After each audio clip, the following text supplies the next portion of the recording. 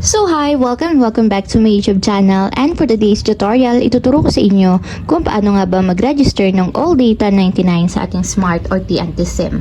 But first, kindly subscribe to my channel and don't forget to hit the subscribe button and the bell to notify you for my new updates. And once you learn more, just keep on watching and let's start. So ayan guys, for today's video, mula sa ating mobile device, pumunta lang tayo sa dial. And then dito guys, dial lang natin is *123, number sign or hashtag, and then call. So after nyan, dito ang pipiliin natin is yung all data. So kung makikita nyo, nandun siya sa number 8.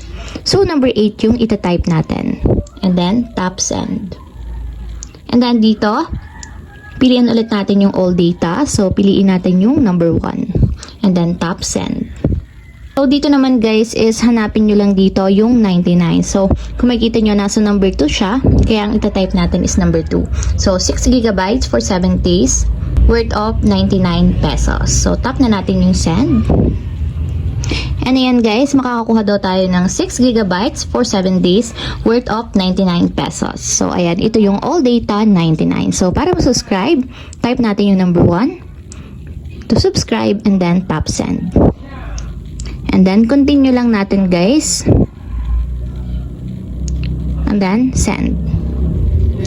So, ayun lang guys. Ganun lang kasimple kung paano nga ba mag-register ng ALLDATA99 sa ating Smart and TNT SIM. If you have a question, kindly comment down below. Don't forget to hit the subscribe button and the bell to notify you for new updates.